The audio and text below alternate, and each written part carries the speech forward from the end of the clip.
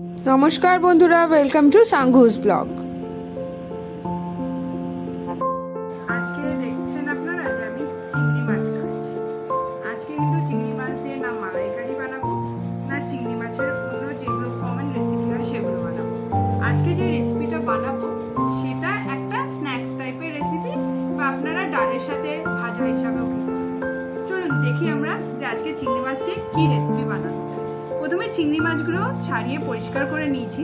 পরিষ্কার করে নেওয়ার পরে এটাকে কিন্তু এরকম করে চাকু দিয়ে পুরো মাঝখানটা এরকম করে কেটে দিতে হবে। এরকম করে কাটার একটাই কারণ, যাতে মাছগুলো ভাজার সময় গুটিয়ে না যায়। এরকম করে না কেটে দিলে কিন্তু মাছগুলো যখন আপনি করবেন তখন গুটিয়ে একদম ছোট হয়ে যাবে। তাই জন্য মাছগুলোকে এরকম করে কেটে নেবো, সব কটা মাছ।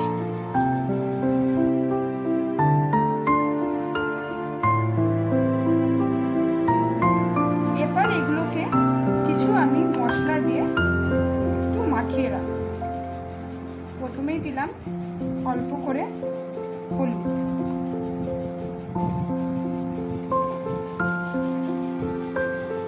তারপরে দেবো স্বাদ অনুসারে নুন। চিংড়ি মাছগুলো যেহেতু ভাজা হবে, খুব বেশি একটু নুন দেবো না, একদম হালকা নুন। এরপরে আমরা অ্যাড করবো আধ ঢাকনার মতো সয়া সস। এর জন্যই আমরা কিন্তু নুনটা কম দেবো, মানে নুনটা খুব বেশি হবে।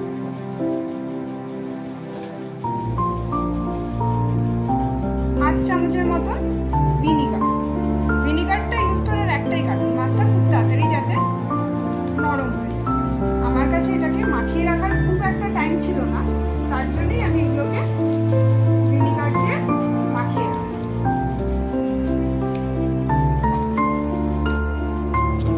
তার সাথে অ্যাড করব আমরা অরিগানো, তার সাথে অ্যাড করব চিলি ফ্লেক্স, আর অর্ধেকটার মতন পেঁয়াজ।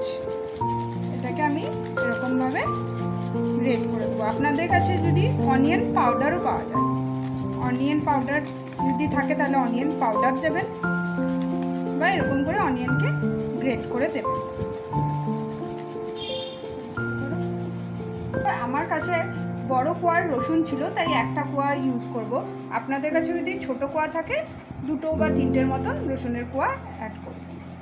আমার রসুনের কোয়াটা দেখলেন তো কত বড় ছিল, তাই আমি একটা রসুনের কোয়াই অ্যাড করব।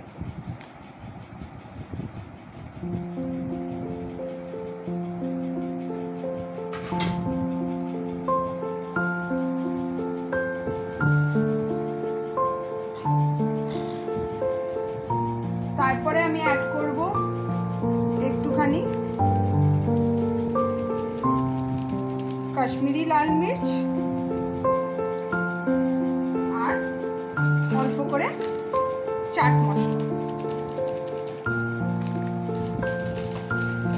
এগুলোকে অ্যাড করে খুব ভালো করে মাখিয়ে এটাকে আধ ঘন্টার থেকে 1 ঘন্টার মতন এরকম করে মাখিয়ে রাখতে হবে। আপনারা চাইলে কিন্তু এগুলোকে এরকম ভাবেও তেলে ভেজে খেলে পরে দুর্দান্ত খেতে লাগে। ডালের সাথে, ডাল ভাত আর এগুলো যদি এরকম করে খান খুবই ভালো লাগে। এটাকে আধ ঘন্টা রেখে দেবেন। এটার পরে আমরা একটা বাটির মধ্যে 2 চামচের মতন, 2 চামচ না, অ্যারারুট নেবো 1.5 চামচের মতন, আর তার সাথে নেব বেসন। বেসনও নেব 1.5 চামচের মতো।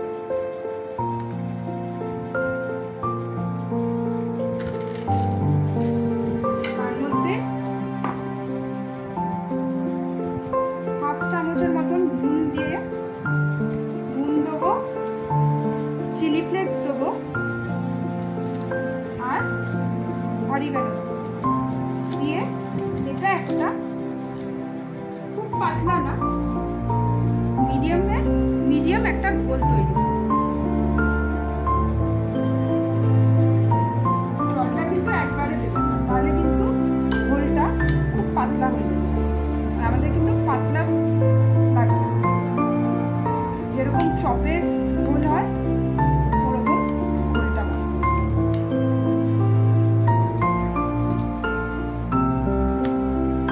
ব্যাটারটা ঠিক এরকম দেখতে পাচ্ছেন, খুব একটু পাতলাও না আর খুব গাঢ়ও না, যেরকম চপের জন্য আপনারা ব্যাটার বানান, কিন্তু এর মধ্যে কিন্তু কোনো লাম্পস যেন না থাকে।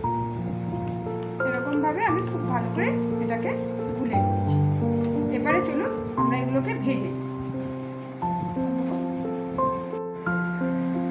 আমি সবসময় বলি আমি অল্প তেল দিয়ে রান্নার চেষ্টা করি, কেন কি আমার বাবা বয়স্ক, আমার বাড়িতে বাচ্চারাও খায়, তাই জন্য আমি আজকেও এটা কিন্তু অল্প তেলেই ভাজবো। আপনারা চাইলে এটা ডুবো তেলে ভাজতে পারেন, ডুবো তেলে ভাজলে কিন্তু আরও বেশি ভালো হবে খেতে। তেলটা গরম হচ্ছে যতক্ষণ, ততক্ষণ আমরা এই চিংড়ি মাছগুলোকে প্রথমে একটু শুকনো অ্যারারুটে এরকম করে মাখিয়ে দেব। তারপরে আমরা এটাকে এই ব্যাটারটার মধ্যে ডুবিয়ে ভাজবো।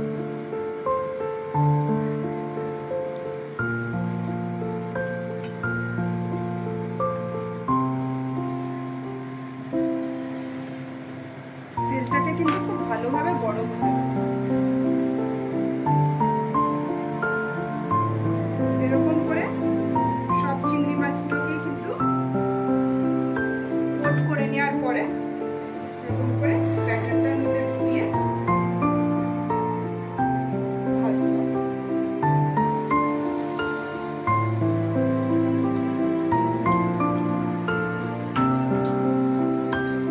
ফ্লেমটা কিন্তু মিডিয়াম রাখবে, কারণ কি চিংড়ি মাছ এমনি নরম জিনিস, খুব তাড়াতাড়ি এটা কিন্তু হয়ে যাবে। আর বেশি ফ্লেমে ভাজলে পরে কি হবে, বাইরেটা ভাজা হয়ে যাবে, ভিতরটা কিন্তু কাঁচা রয়ে যাবে।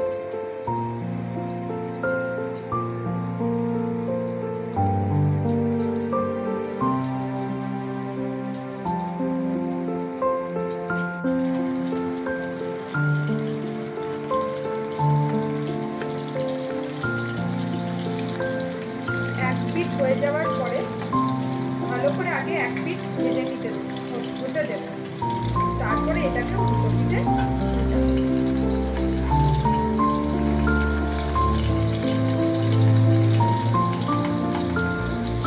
এরকম একটু লেগে যাওয়ার দিয়ে থাকবে, একটু অ্যালার্জি দিয়ে করা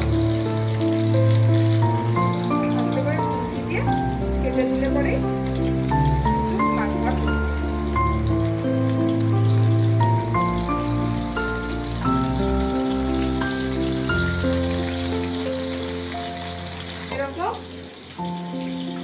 এরকম লাল লাল করে কিন্তু পিঠটাকে ভালো করে ভেজে নিতে হবে।